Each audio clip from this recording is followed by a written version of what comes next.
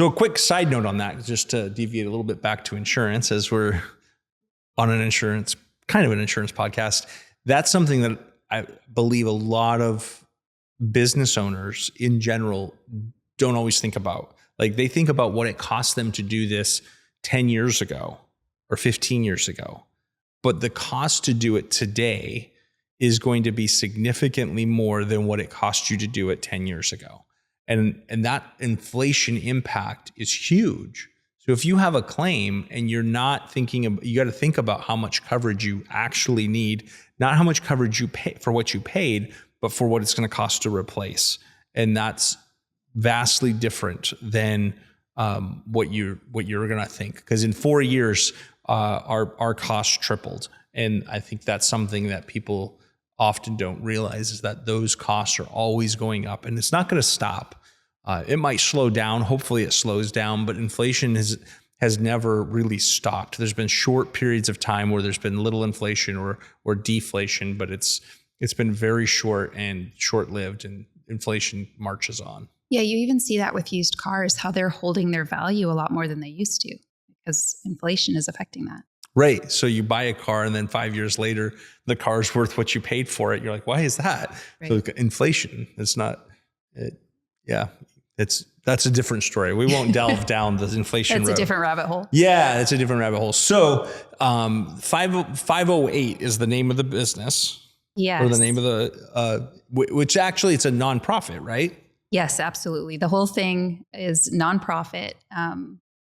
Any excess will also be donated back to the community. We're going to take every quarter, maybe take a different local charity and give any excess to which them. Is kind of cool. Like, I think it's awesome to support charities, and maybe this will change over time, right? That may not always be a local charity, but I think it's cool to be involved overseas and be like, hey, we're helping an orphanage over here, or we're helping dig a well over here, which is, all those things are great. And I think important, and definitely don't want to downplay that at all. But I also think it's pretty cool to have the concept, the idea that, hey, we can actually help our community. So when we have more than what we need to operate, because the idea is to just operate it at a net zero, right? Like we just want to cover the cost of, we're going to have some employees because we need to make sure that we have regular hours and we're open all the time for kids to be here, provide a safe place for them. We're obviously overhead of lights and heat, and then you're going to have overhead of the coffee and food. So you have product. Outside of that, though, like there's all the profits are either going back into resources for the community here in 508 because we want to be able to have board games. We're going to have ping pong tables in the back. We're going to have tutors that are going to be part of it here. And we should dive into more of all those things. Yeah. But then if there's excess on top of that, we want to help other things in the community that are reaching out to the hurting or the broken in our communities. So might be other programs that are reaching kids, or Young Life Be the One, things like that, or it might be the food bank. There's lots of great shelters and charities. All kinds of things that are here locally serving our communities that we can help partner with. That if we're blessed and we have more than we need to run 508, we want to bless other people in our community to continue building a stronger community. Because I think that's one of the beauties of what we're doing here, is it's going to open up opportunities to invest in kids, youth, middle school, high school kids for now, which makes a difference in their lives immediately, but also makes a difference in our community in the long run. Harken back to steal from one of my favorite movies, It's a Wonderful Life. There's a scene in this movie, you laugh because make my kids watch this every year at Christmas time. They don't mind though. They like it now. So. They do. They've at least resigned themselves to it. And you know what I love is, so as our kids are getting older, our daughters are getting married, and our oldest got married, and we watched it with her husband, Cole, and he liked it. And then, Was he no, just being polite? Or did he actually like it? No, he liked it. He was excited to watch it again. And then, our next daughter, TJ, Melody and TJ, he actually liked it too. And so I'm building the fan base of It's a Wonderful Life. And I mean, it doesn't need help. It's a great movie all on its own, but we're doing our best to continue on Spread the word about what a great movie it is. Yeah, it's a great movie. So you haven't seen it, watch it. But in the movie, there's a scene where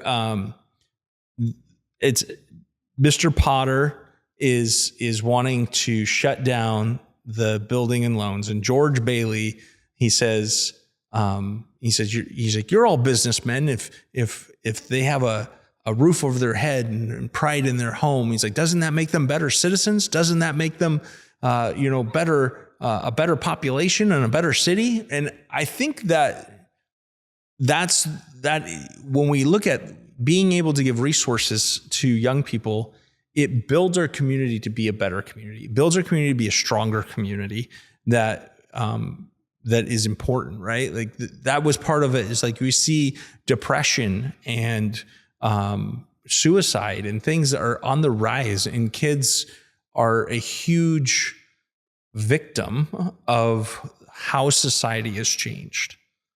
They've isolated people, right? Like social media, on a small rant, maybe I'll get some hate on this in the comments, but on a small rant, like social media, we think it connects us, but it actually can create little silos because we're not actually connecting to people. We're sending them messages and memes, and in some ways there is some connection there. But we're actually very lonely still, and we only see filtered views of everybody else's lives. We see the highlight reel of everyone else's lives, and we're not having real communication and real connection with them. Yeah, well, we're more lonely now than we were 10 years ago as a nation, right? Like people are just getting more and more lonely. Right. So definitely it's not helping that. The coffee shops in general, this is kind of an interesting thing, but you see the coffee shops were starting to spring up at the end of the Dark Ages, which is interesting. That's interesting. Yeah. And they became the meeting place where people got together and they shared ideas. They drank caffeine and became invigorated. Instead of the pub where right. Instead of going to the pub, going to the pub and drowning your sorrows and turning your brain off, you go to the coffee shop and you get it invigorated, and energy share feeds. New ideas. Yeah, and energy feeds on energy. So I'm excited because I think that's what we're creating here, is not just a place to serve a cup of coffee, because there's lots of coffee shops out there. You're like going through the drive-through, you get a coffee, whatever, right? But if you want to come get a coffee, a Lotus, a boba tea, right, and sit down and play a game, a board game or a card game or ping pong with friends, with mentors, with people who care about you, building relationship, building community, man, like I think I get excited again talking about it. It is super exciting because it's just such a great way to be able to tell our youth they matter. You know, that right. It's just been so long. Like young people are so just there's this like no expectations put on them. Like they're told that they really are too young to do stuff. They can't do things. You know, they should act like children until they're 25. You know, like where are the people that will raise these kids up and say, no, you are important. You could do a lot of great things. You don't have to wait till you're 30 to do these things. You know, I think part of it is kids just feel like their lives are not making a difference, and they don't see a future. Like I think that's a lot of the hopelessness you see in that generation, is they just, you know, they feel like things stink right now and they don't see them changing in the near future. And that's where I want to come in and pour into these kids and say, no, you guys are powerful. You have a huge future. You have a good future, and you have people that really care about you and love you. Yeah. And I think that's a very powerful message for guys and girls. They both need it. Yeah, I agree. I think everybody needs to hear that. And the more that we can do that, right, to be able to provide opportunities for kids. And I'll have Cole put up some pictures here in our podcast, because this space, like, you can't see it all in the limited podcast view. And yeah, we've got kind of construction still going on. Yeah, we saw some construction going on, but the decorating that you and your friend Nicole have done, it's like, it's amazing. Like, I walk into a space and I was like, well, we could get some card tables and we'll get a coffee brew and an ice chest with soda pop in it. And, you guys, mine would look like, I don't know, like it would look terrible.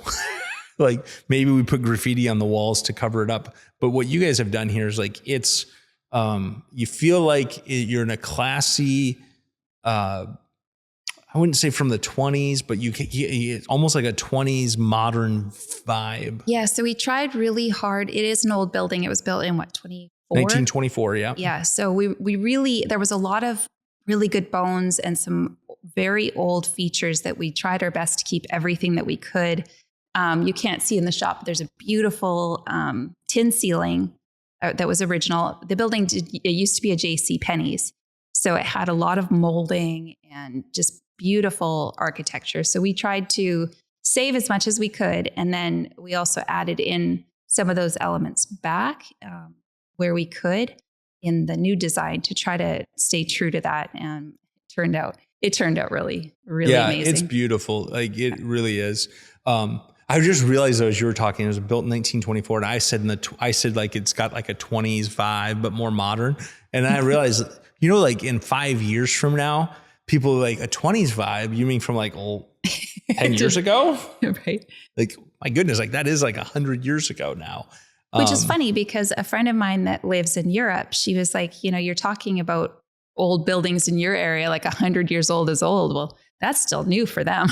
Right. Like, that's not old. She's like, oh, that's modern. That's from the 1920s. Right. But in our area, that's as old as you get. They were the original buildings, and we're, late the 1800s, West, so. Early 1900s is about as old as you have on the West Coast. Yeah. In our Northwest area. Washington. Yeah. There's places that you get some older buildings, but yeah, even anywhere in the United States, the oldest building you're getting is 200-300 years old, and versus you can get buildings that are thousands of years old in Europe. So it is different. But I just was like, wait a minute, the 20s, like we're in the 20s. Yeah, that's kind of wild. Yeah.